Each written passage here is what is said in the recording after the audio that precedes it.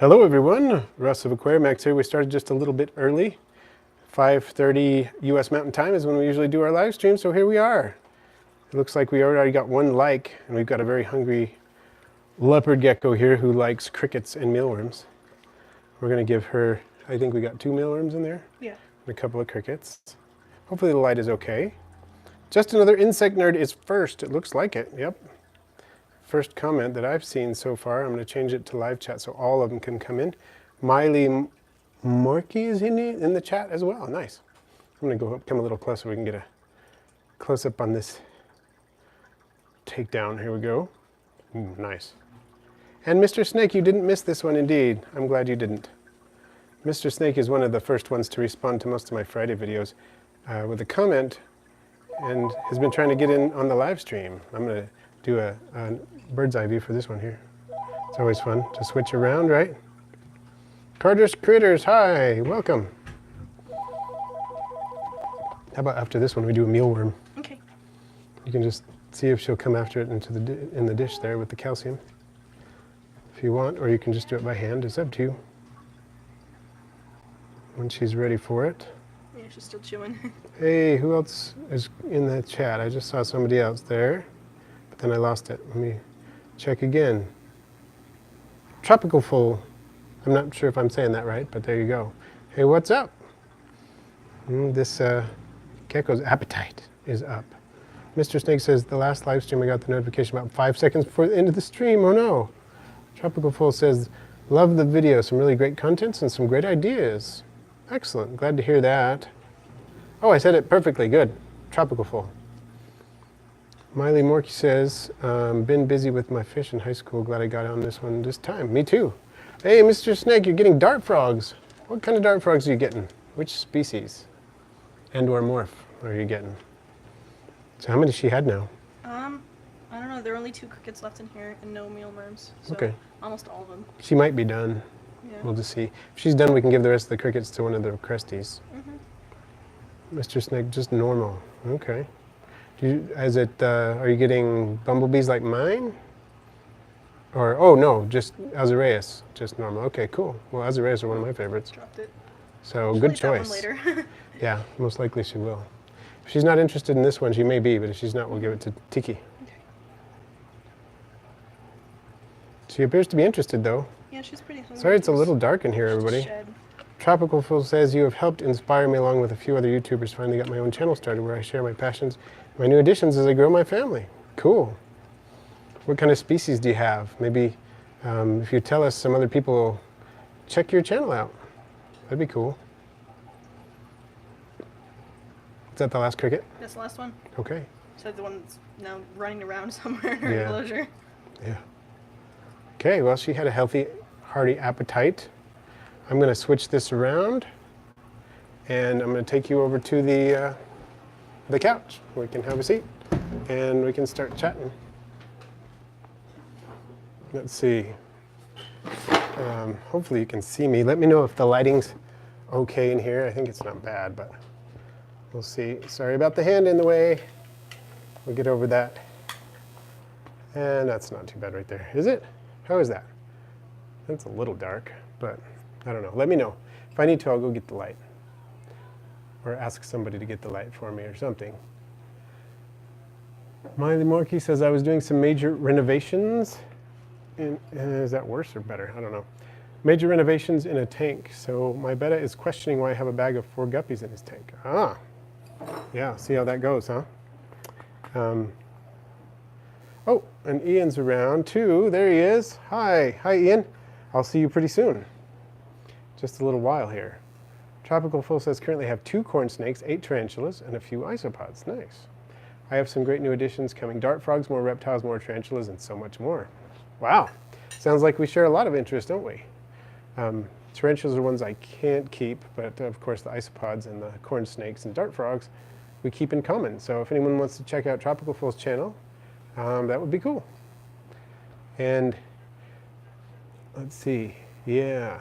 So Ian, I've already got some containers for you. I've got 3-gallon bags of, I've got 3 1-gallon bags of leaf litter for you, and some containers to start collecting some isopods. So Let me know if the 3 are going to do it for you, the 3-gallon bags, or if I need to get some more for you. Crystal Pets, what's up, Russ? Well, doing well. One thing that I haven't mentioned, I guess, today. Wow, that just seems really dark. Is it as dark as it looks to me? Maybe it's not as dark. No, it's not so bad. It looks worse to me because I had the brightness way down to save my battery. One thing I did today was career day at my daughter's school. It was fun. I brought, she wanted me to do my, do some stuff about YouTube. So I brought some of my critters and I talked a little bit about what it is like to have a YouTube channel and stuff. So our corn snake was there, one of our crested geckos were there, one of the tailless whip scorpions. I brought a millipede, I brought some zebra pillbugs. It was good times. Mr. Snake said, I bought a fully set up Exoterra, 24 long by 18 wide by 12 tall at Repticon because it was cheaper than the tank by itself everywhere else. Oh yeah, yeah. You can get things like that, vivariums like Exoterras and Zoomed vivariums for really cheap at Reptile Expo sometimes. I'm seriously thinking about doing that at the next Reptile Expo in our area, which is in May, I think. Getting a 40-gallon Exoterra or similar vivarium that opens in the front, because I have that 40-gallon in the critter room, but it opens from the top, and I really actually don't want to mess with that. I've decided I want to try to sell that one and get one that opens in the front so that I can put the lighting on top and not have to worry about pulling all the lighting off whenever I open it, because that sounds like a gigantic pain. So, good place to do it. What did you find in it, Mr. Snake? He says he found something in it. Tropical Full said, thanks, dude, appreciate that. I'm new to isopods. I have some Porcellio species Sevilla that I started giving birth today. Cool. That's a nice species. It looks a lot like Porcellio hoffmannsegii, one of my favorites. I haven't kept that species, but it's a cool one. So congratulations on the babies, the monkey. And it says, oh, nope, sorry. What just happened? It says, the school year partner wants me to bring some stuff in soon. Cool. That would be fun. You get some critters there too. It's a great place for critters at your school. Mr. Snake says, a tick? Oh, a whole colony of ants. 3 3-inch centipedes under some wood. Beetles, millipedes, spiders, but no isopods or springtails to be found. Whole tank was infested with pests. Holy cow. Yeah, it sounds like it. If you're going to put dart frogs in there, you're going to need to do something, get everything out. Or if the substrate's still good, you could use the CO2 method, but yeah, some drastic measures are going to be required there before you can put dart frogs in there, that's for sure. 3-inch centipedes might actually go after the dart frogs, possibly. I mean, wow. I mean, I would probably take out the centipedes and keep them myself, but I had to completely gut the tank. Yeah, not a bad idea. I would have done something similar to that unless the substrate were like in pristine condition, and it sounds like it probably wasn't. So, yeah. I'm glad you got a good deal. Sometimes the used ones are the great way to go. They can be in really good shape. Tropical Full. Yay, I'd love to show people how fun they are and that reptiles aren't scary. They're so much fun to have outdoors that so many kids miss these days. That's the truth. When I brought the creatures to career day, there were some of these kids, a lot of the kids were really excited about holding, or touching, not holding, but touching the snake and the gecko. A couple of them wanted to touch the tailless whip scorpion, which I did under close supervision. I let them do that. So yeah, it's really good for them to be exposed to these kinds of things. And I agree. When I was a kid, I was outside all the time. And yeah, I watched TV and stuff sometimes, but not like kids are today, glued to their screens. And I was out herping and things like that all the time. And we need to get people doing that more. And in fact, I have, my family and I, we've planned a herping trip for early in April. We're going to go down to the southwestern corner of the state where the weather is significantly warmer. There's a warmer climate, and there's a lot of flora and fauna that is that is only found in that area of the state.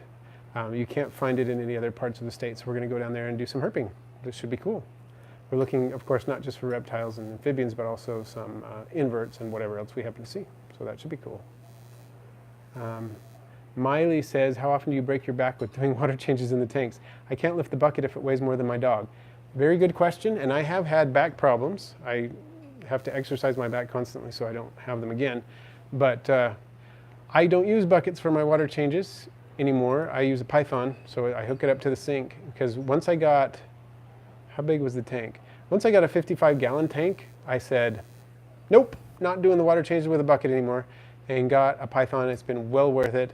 I've actually purchased 2 over the years, or maybe I built one and purchased one. Built one out of waterbed parts in a gravel vac or something. I think that's what I did in Hawaii because I couldn't get a hold of, just couldn't buy one. And yeah, that's what I use. So I would highly recommend looking into it. They're not that expensive considering the labor you save and the vertebrae that you save. So definitely worth a thought. Mr. Snake had to completely redo the tank. Yeah. Have you already finished redoing it for your dart frogs? Crystal's Pet says, my dream lizard is a bearded dragon or a blue-tongued skink. Oh, that's a hard choice there. Those are both, pretty fantastic. I've babysat bearded dragons. I've never done anything like that with a blue-tongued skink, but I am intrigued by them. I think they're fascinating. They sound like a really cool pet. I think they're both really good choices. Of course, bearded dragon is going to be a lot less expensive. The lizard itself is going to be a lot more expensive to get a blue-tongued skink, but they're both cool options. So, yeah. Tropical Bull says, I love that. It's great to share it with them and open a new world that they don't see often. I'd love my son to have similar experiences to me as I was growing up. He's my biggest motivation. Yeah, I love the fact that all of our kids are interested in animals and have their own pets and stuff like that. It's so cool. I really enjoy that. I think it's cool. My daughter just got, one of my daughters just got a new 5.5 gallon tank. She has a few guppies and a dart frog in it. Oh, they're coming for me. And my other daughter has a leopard gecko, the one we just fed at the beginning of this video.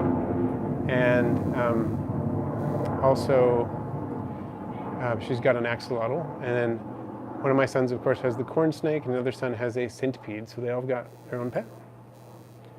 And they've had other pets in the past. They've all had rats and things like that. Of course, I forgot to mention Twilly, which is one of my daughter's pets as well, the budgie that has been on the live streams before.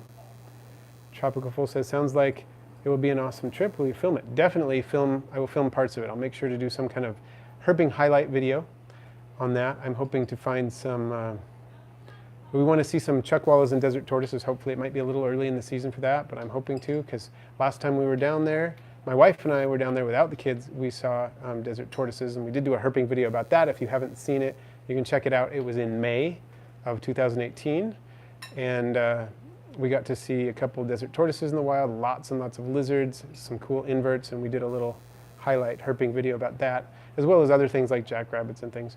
So we want to bring them down to the same place and see some of those same creatures, as well as explore some new places in the area. So definitely do some filming. Dr. Spud says, hello, welcome. Welcome, Dr. Spud. And yeah, sorry about the loud airplanes. We live close to an Air Force base, so that's what we get. But we're grateful for the service they do to the country, so that's cool.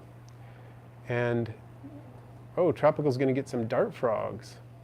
Son's only 1, but once he's old enough, I'm sure he'll enjoy all of this with me. And yeah, and he probably enjoying parts of it right now. My kids grew up, we'd put them in front of the fish tank in their little seat when they were feeling kind of fussy and it was time for a nap, and we put them in front of the fish tank and they'd just, oh, watch the fish, and they'd relax and they'd fall asleep, and it was cool. So that's when they were, 3 months old and stuff like that. HC Aqua, welcome back. Carter's Critter says, I'm thinking about getting some more cool isopods. I already have about 6 species. What are your favorite isopods? Well, that is a great question. It depends on what you're talking about. I'm actually thinking about making some videos on that idea, but let me give you a couple of my favorites. As far as hobby isopods, I love the giant Spanish Porcelio species. Of course, the only giant Spanish Porcelio species I have now is Hoffman's egg eye, but I'm hoping to get some Magnificus and maybe some Haasai, which are amazing, and maybe some others as well, but those are some I have my eye on. In terms of smaller ones, I love the Armadillidium klugai Montenegro, the ones that have the red skirts and the white and or yellow polka dots. Love that. Orange Vigor, Armadillidium vulgare, one of my favorites. I love zebras, Armadillidium maculatum, and I really like Porcelio laevis. I got some dairy cows not long ago, Porcelio laevis dairy cow, and I love them. They're a lot bigger than Scabber. They're a lot shinier, and they breed faster. So that's cool. I want to get some orange ones of the same species, some orange laevis, and I also want to get Oh, one of my other favorites that I've gotten recently is powder orange. So it's Porcelionides pruinosus, the powder blue, but it's the orange albino variety. And they breed like rabbits, and they're really cool looking. So those are a few of my favorites. How you're trying to teach them how to say isopods today. I love it. And HC Aqua says, I'm still on the hunt for poison dart frogs in Manoa Valley. Haven't found any yet, huh? I know that I've heard that they're there. I never saw any either. I never actually went on a frog hunting trip, but when I was out in the wilderness, I never saw any, but I've heard the auratus are there. Miley says, fish do help with stress. Oh, definitely. That is one of the things that got me into fish. And Gwintomology says, just found your channel a few days ago and love it. Was looking for beetle jelly and found your recipe. Made it and they love it. I just posted a video of them chomping down on my Instagram, same name. Well, check it out, everybody. Gwintomology has tried out my beetle jelly, and her beetles are munching it down, so check it out. That's cool. I need to check it out too. I do remember seeing a comment from your name. Your name reminds me of my daughter's name, because one of my daughter's names is Gwen, so Gwintomology kind of, made me think of that. So your name stuck in my head. And I think that's awesome that the beetle jelly is working for your beetles, so excellent. And Tropical Full says, so many awesome isopods, I want them all. Yeah, me too. I want to get some rubber duckies because they are in crazy demand, and I could get them going, and I would never lack for homes for those. So, not that I do for others. I mean, isopods are so popular these days. My biggest challenge is breeding enough of them, and I got thousands of isopods. And breeding enough of them can be tricky. Like dwarf white isopods, even though they're really basic in terms of a hobby species, not really a hobby species, but they're really useful for cleanup crews. I have a really hard time, even though they breed like rabbits. They are so popular that I run out of them because I'm selling them 25 at a pop, and I keep 2 colonies of them going at any given time. I should probably set up another one, a big, huge third one, because they sell so fast that it's hard to keep in stock. Tropical Full says, I haven't had fish since I was very young. I want a huge aquarium with lots of cool coral and some awesome fish, but not sure I have the room for it yet. Oh yeah, a reef aquarium, that's on my list someday. I've had I've had a 10-gallon reef tank, semi-reef tank, I guess, just soft corals, no small polyp, stony corals or anything like that, but some basic soft corals with things like peppermint shrimp. I had a bicolor blenny, we had a Percula clownfish, and things like that. Hermit crabs in the business, and we had star polyps and corallomorphs, also known as mushroom corals, Kenyan tree coral, some zoanthids, and we had a feather duster, a couple feather dusters, things like that. It was fun, but haven't done that for a while. It's probably been 6 or 8 years since I've done salt water. So yeah, someday I definitely want to set one up. Like full on, like 120 gallons or something like that. Dr. Spud said, I found some cool macroalgae in Oklahoma. It grows like a marimo. It grows in big mossy clumps. I took a sample home so I can cultivate my own. Let me know how that goes. That could be interesting. It's very interesting to see how different algae grow, and sometimes how the environment changes radically how they grow. So I'm wondering if they're going to grow the same way for you in captivity as they do in the wild. It'd be interesting to see. Crystal's Pets loves zebra isopods too. Yeah, definitely in my top 10. Maybe in my top 5. I really love them. Huh. Gwintomology says we're a father-daughter team. Yep. Cool. Carter's Critter says, I have a ton of the Porcelionides pruinosus orange, and they are super fast breeding. Indeed they are. I also have some of them Porcella laevis marbled, but they aren't breeding for me, sadly. Any tips? Huh, that's weird. I've heard that they really like a lot of calcium. Are you making sure they get calcium?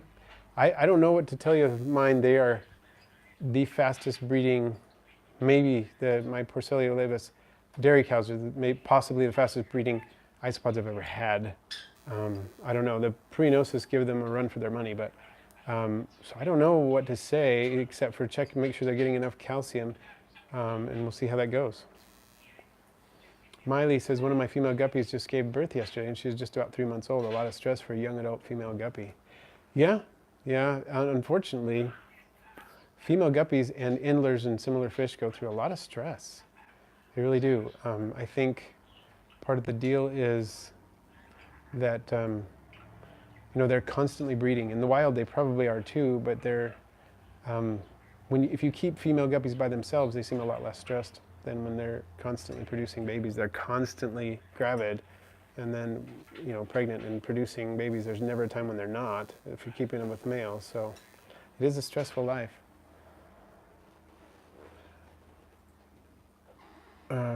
So yeah, that's kind of sad, but hopefully she fully recovers. I know that it seems to shorten the lifespan of fish like endlers and guppies and so on sometimes if they're just constantly breeding.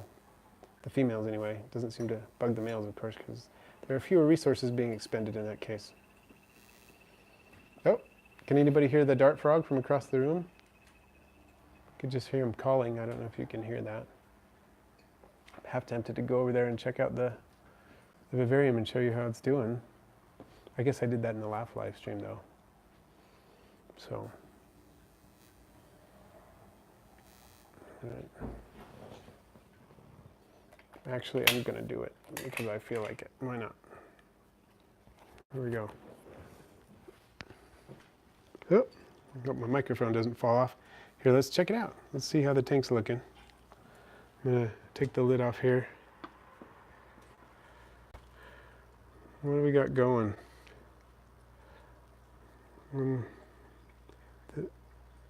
Is that my male right there? There he is. Yep.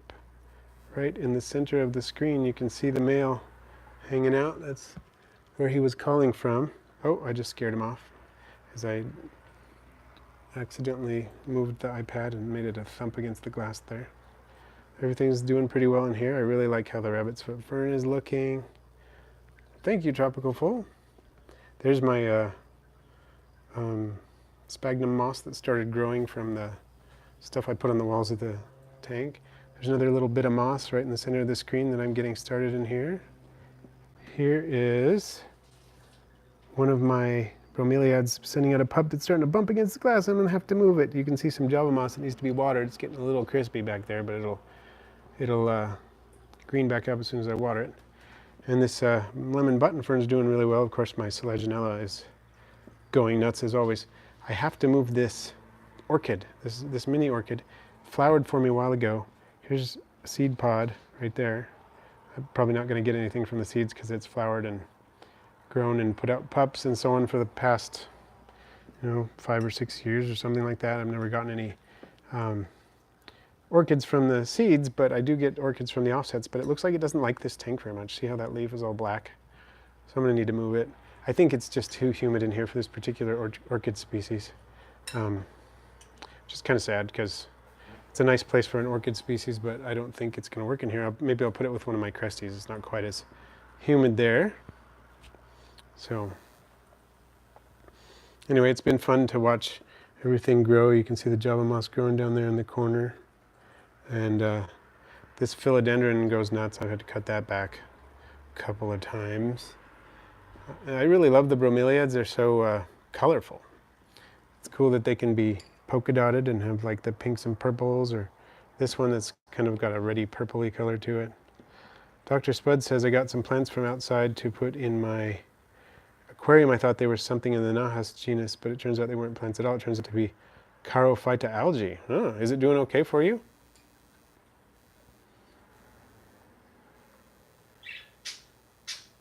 Cool.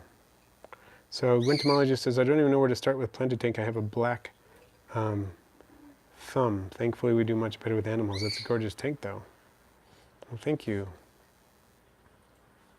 Killer Snake 898 says, my gecko won't really eat unless I force it to. If I leave him alone with its food like mealworms or dubia roaches, he won't eat them, but he just licks them. What could it be that is happening with him? What kind of gecko is it? Sounds like if you're feeding it dubia roaches and mealworms, maybe a leopard gecko or something like that. Is that what you got?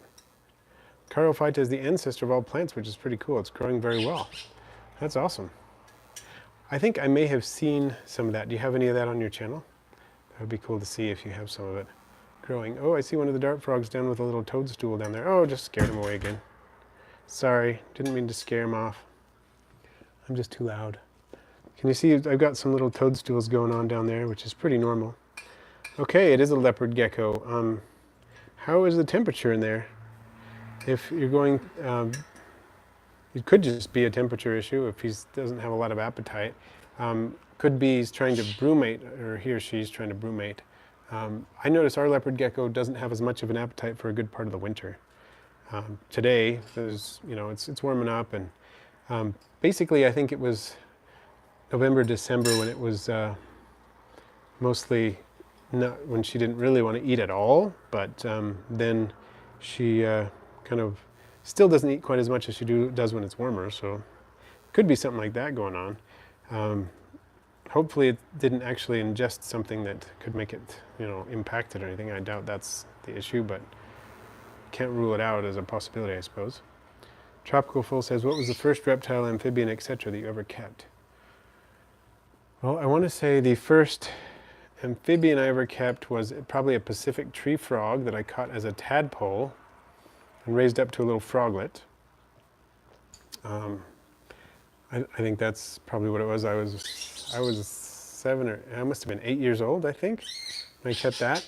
As far as keeping snakes, I kept snakes not long after that, I think, just temporarily.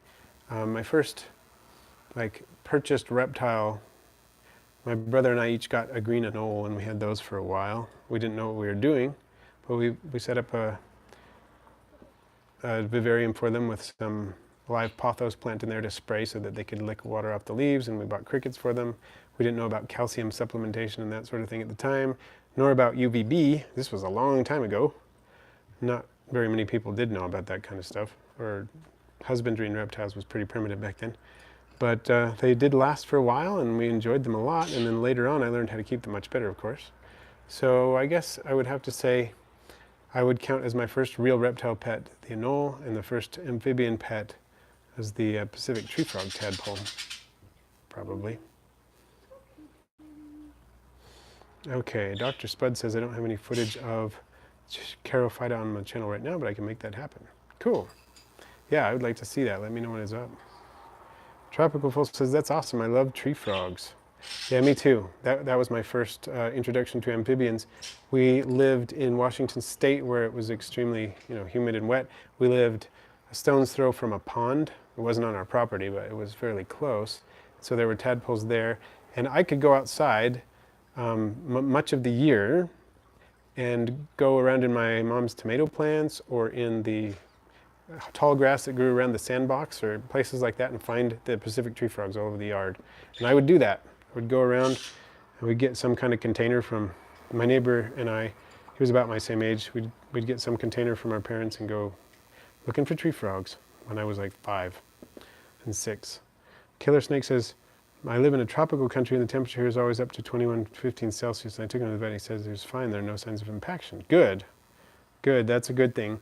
If he's not eating, you can try switching up the food a little bit. Dubia roaches and superworms, mealworms, those are all good foods. You could try some phoenix worms if you can get a hold of them, also known as calca worms or black soldier fly larvae, and see if that helps. So maybe he just wants a change of pace. Tropical Full says, I'd love to find something wild here and raise it like that. Yeah, it's a lot of fun. I'm in England, so I'm not sure how much I might find compared to other countries. Yeah, I don't know. I know a few things about the herpetofauna you have over there, but not a lot. And I don't know which part of England you're in, but hopefully you could find something.